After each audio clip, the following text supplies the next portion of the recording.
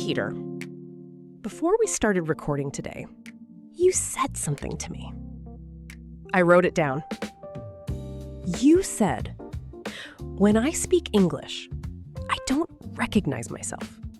And honestly, I think I like that version of me more. A lot of people have told me something similar, in different words, but the same feeling. The feeling that the language you are speaking changes who you are.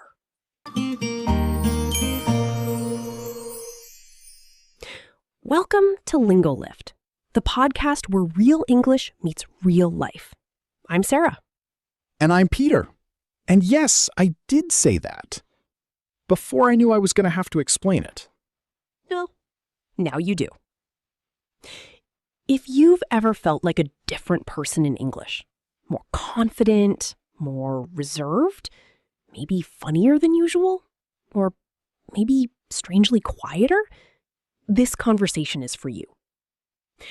By the end of this episode, you'll have 5 words and expressions to describe that experience. And you might also find an answer to a question you've probably wondered about.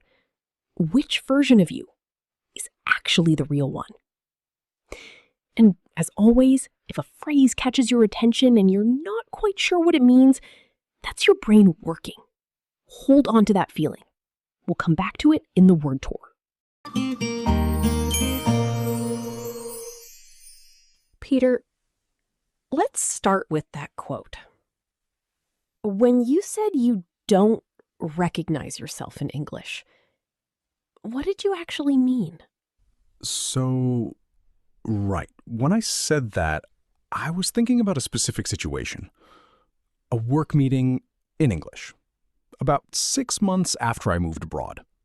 And I noticed that I was different. Not wrong, not performing, just different. I was making jokes that I would not normally make. I was more direct. I interrupted people.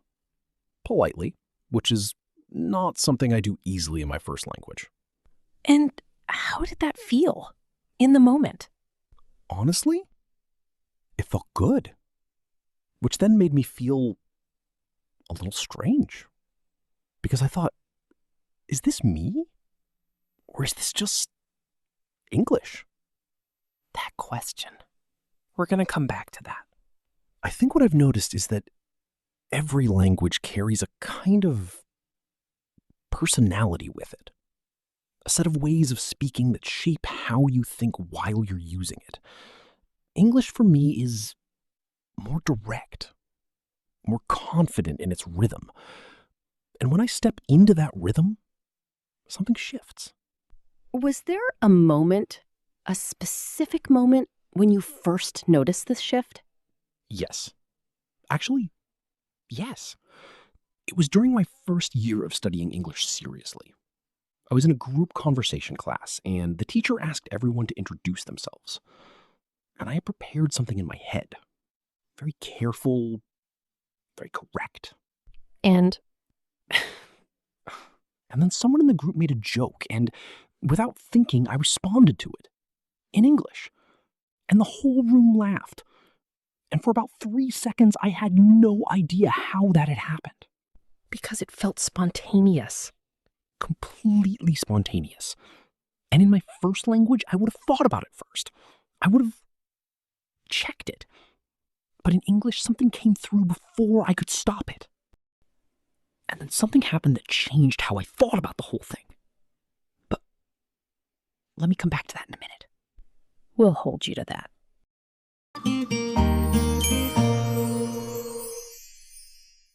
So let's name it. Is the English version of you an alter ego, a separate self? Or is it still you? Because that's the interesting part, isn't it? Some people use that phrase, their alter ego, their other self, the version that appears in certain situations. No, it's still me. Absolutely me. Just a different mode of me. What do you mean by mode? It's like all the same feelings are there, all the same thoughts, but the packaging is different. The way I reach for ideas is different. And so what comes out is shaped differently. That's interesting, because you're describing it as a filter, not a mask. Yes, exactly. A filter, not a mask. Although, wait, actually, I'm not sure that's completely right. Say more. I think there are moments when I'm using English and I'm less inhibited. Things I would not say in my first language because of social habit, family expectation, the way people around me speak. I find I can say in English because I don't carry all of that weight in this language. The language doesn't have the same emotional associations. The words are clean. They haven't been loaded with meaning by my history. So in some situations, English is actually more honest for me, not less. And that right there is something I want to stay with for a moment. Because I'd argue that what you're describing is not a fake version of yourself. It might actually be a version of you that was always there, but never quite had the vocabulary to exist. That is an uncomfortable thing to think about. Why uncomfortable? Because it raises the question of which language is showing you more accurately, and the answer might not be the one I grew up with. A lot of learners find this uncomfortable, almost like they're being fake or performing a character. Have you ever felt that? Yes, especially in the beginning. There's a specific kind of discomfort when you become very self-conscious about how you're coming across. You start listening to yourself from the outside, judging your own accent, second-guessing your word choices. You lose the spontaneity. Completely. And the strange thing is, the more you focus on sounding natural, the less natural you sound. It's like trying to fall asleep. The moment you try, it doesn't work. That is actually a very precise description of what linguists call language anxiety, the self-monitoring loop. And I'm going to try to challenge you on something, Sarah. Please. I think there's a version of this conversation that can go wrong, where someone listens and thinks, I need to unlock my English alter ego. I need to let go of my inhibitions and just speak. And that advice, while well-meaning, can make people feel like their careful, measured self is the problem. That's fair. Because some of what we call inhibition, the care, the precision, the wish not to cause offense, those are not weaknesses. They're actually things that make someone a thoughtful communicator in any language. So the goal isn't to eliminate self-consciousness. It's to find the right level of it.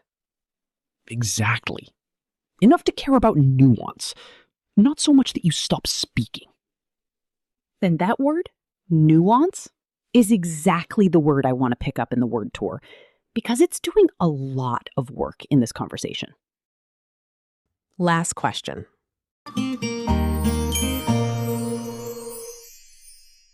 That moment you mentioned earlier, the one you said changed how you thought about all of this. What was it? Yes, I owe you that.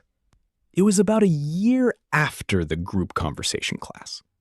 I was visiting home, and I found myself, for the first time, thinking in English. Not translating, just thinking in the language. And how did that feel? Strange. And then strangely peaceful.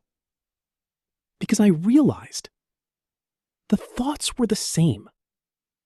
The person having them was the same. But the shape of the thoughts was different. And for the first time, instead of that feeling being threatening, it felt like possibility. possibility. Like the language had given me not a different self, but a larger one. I think that's something a lot of people listening right now will feel in their own way, even if they haven't found the words for it yet. So let's find the words, Peter. Shall we? Let's.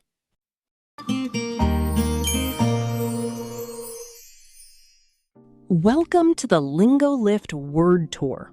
5 words from today's conversation, each one chosen because it helps you say something real about how it feels to speak another language. And all 5 of them, I promise, are words I actually used in this conversation. Not invented for the lesson. Real. Our first word is one that comes from Latin, but has made itself completely at home in modern English. Alter ego. Your alter ego is a different version of yourself, a self that appears in particular situations and feels distinct from your usual self. It's not a fake self. It's more like a second self, a self that has access to different parts of who you are. Example sentence.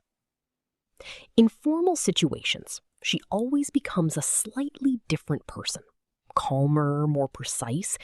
Her colleagues say it's her professional alter ego. Pronunciation. Alter ego. 2 separate words, 2 clear stresses. In connected speech, alter ego. Both syllables are kept clear. This is a B2 word, but with a C1 feel. It signals sophistication. My English alter ego apparently makes better jokes and interrupts people more. I'm still deciding if that's an improvement. Alter ego. Alter ego.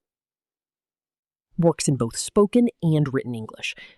Common in psychology, journalism, and everyday conversation. There is no notable difference between British and American usage. Common mistake: some learners treat it as a synonym for fake self. But an alter ego is not inauthentic. It is simply a different mode of the real self.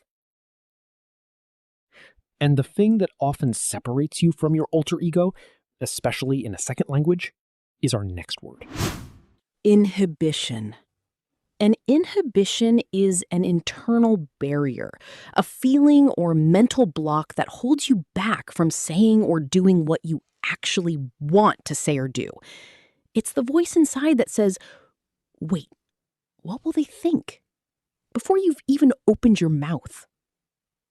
Example sentence. He's a brilliant musician at home, but on stage, all his inhibitions come back. He freezes the moment people are watching. Inhibition. 4 syllables. The stress falls firmly on the second. Inhibition. In connected speech, the last syllable softens. Inhibition. The plural inhibitions is very common and natural. Lose your inhibitions. Overcome your inhibitions. Speaking in English, for me, reduced some of my inhibitions. Not because I became braver, but because the language didn't carry all the social expectations my first language does. Inhibition. Inhibition. Lose your inhibitions. The warm expressions you'll hear most often are lose your inhibitions and overcome your inhibitions. Both are very natural in everyday speech. There's also a beautiful adjective from the same word, uninhibited, as in, she was a wonderfully uninhibited speaker. That one's worth keeping. And one thing to watch, inhibition is not the same as shyness. Shyness is part of your personality. It's always with you. And inhibition is a feeling in a specific moment. You can be a confident person and still feel completely inhibited in a particular situation. That distinction actually explains a lot about how I felt in my first year of English. And when the inhibitions drop, or even partially drop, something changes in how you come across to other people. This next one is a phrasal verb. And I want you to pay close attention because it is one of the most useful 2 words in spoken English. Come across, or come across as. To come across means to make a particular impression on someone, to seem a certain way to the people around you. It's about the effect your words, tone, and manner have on others, how they experience you. Example. In her first interview, she came across as nervous, but by the second one, she was completely confident. Same person, completely different impression. Pronunciation. Come across as. The stress in natural speech falls on cross. In questions, how do I come across? Very natural. With adjectives, you came across as very professional. With nouns, she came across as an expert. Both patterns are equally common. When I first started speaking English at work, I was told I came across as extremely serious. What I was extremely focused on not making grammatical errors. Different experience, same face. Come across. Come across as. How do you come across? The good news with this one, it works everywhere. Professional settings, personal conversations, casual situations. British and American English both use it in exactly the same way. No difference at all. And here's what I want you to notice. A lot of learners reach for seem, when come across would feel more natural. You seem very calm is correct, but you come across as very calm is warmer, more human. It's the version a native speaker would choose in conversation. So come across is the more personal version. Exactly. Seem describes. Come across connects. And what determines how you come across in any language is very often not what you say. It's the tiny details. Our next word is about exactly that.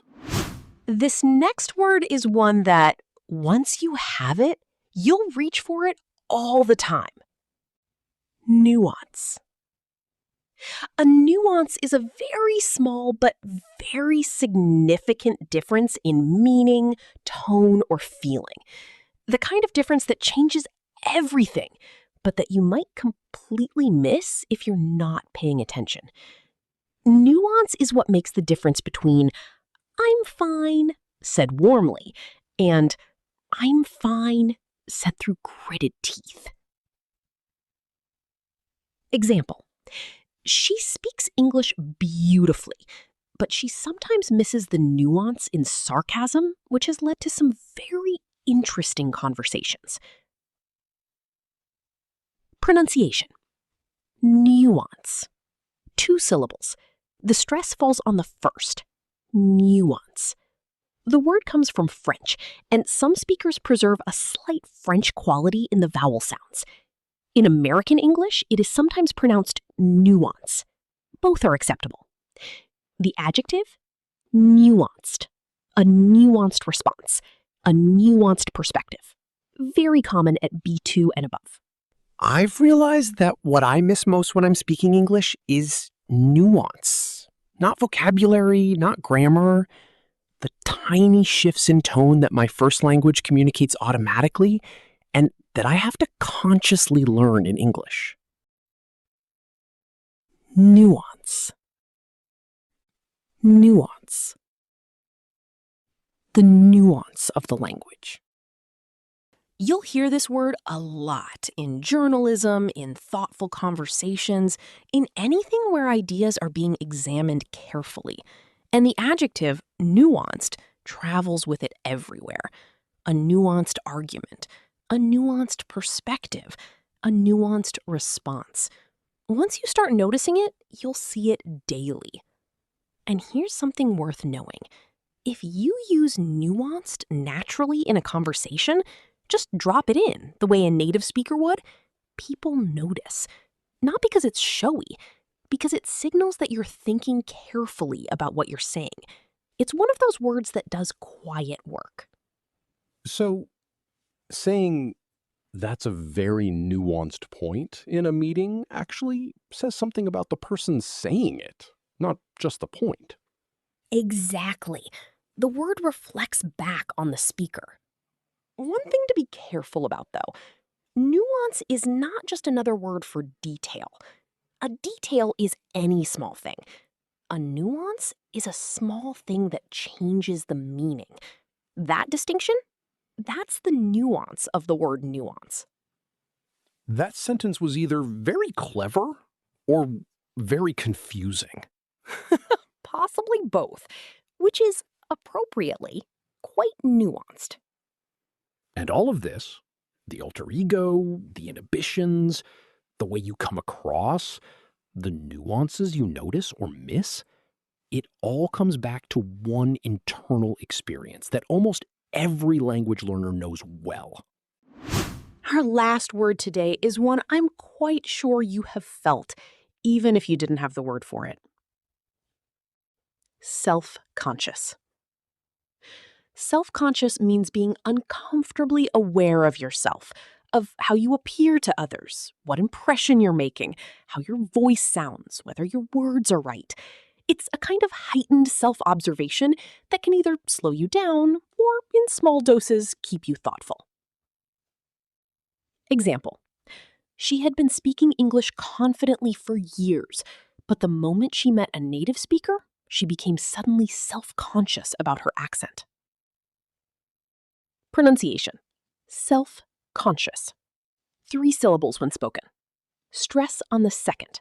Self-conscious. In fast-connected speech, self-conscious. The final syllable reduces. The noun, self-consciousness. The self-consciousness faded over time. The adverb, self-consciously. She laughed self-consciously. I am most self-conscious in English, not when I make mistakes, but when I'm about to say something that matters, and I know that the words might not carry exactly what I mean. Self-conscious. Self-conscious.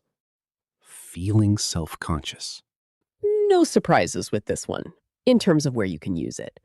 Spoken conversation, written English, psychology, personal essays, it travels easily. And British and American English use it in exactly the same way. But there is one thing I want you to hold on to, because this is where a lot of learners make a subtle mistake. Go on. Self-conscious and self-aware sound like they should mean the same thing. They don't. Self-aware means you understand yourself, your strengths, your patterns, your effect on people. That's a quality people admire. Self-conscious means you're watching yourself uncomfortably from the outside, worried about how you're coming across, wishing you could disappear a little. That feeling is almost never pleasant. One is a strength, the other is a kind of discomfort wearing the same clothes. That's exactly it. Same prefix, completely different experience. Oh. And it's the moment the self-consciousness fades, really fades, that the language opens up. That's the moment you become the person you can be in English, rather than the person you're afraid of being. Beautifully said. Let's bring all 5 together.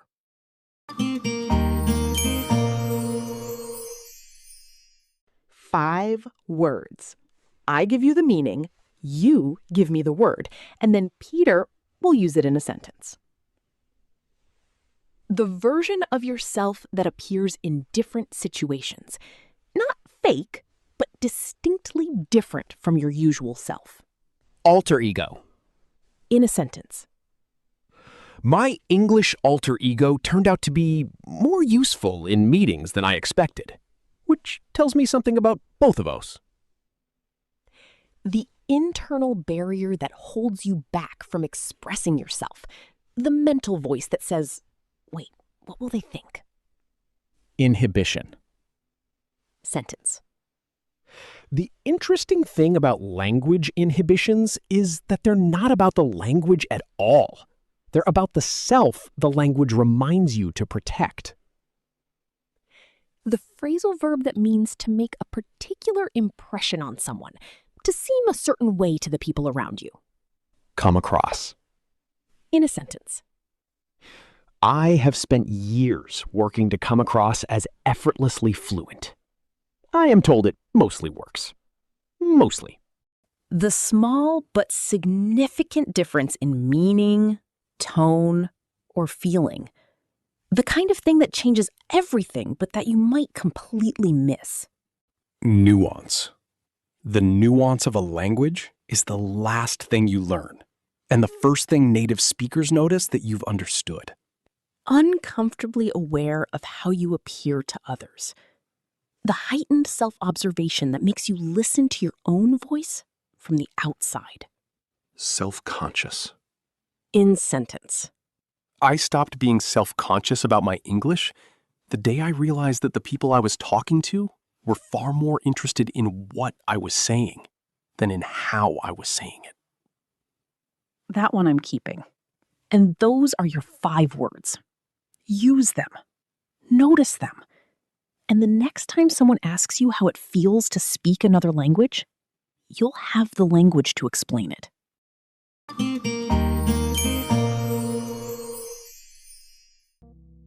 Thank you so much for spending this time with us.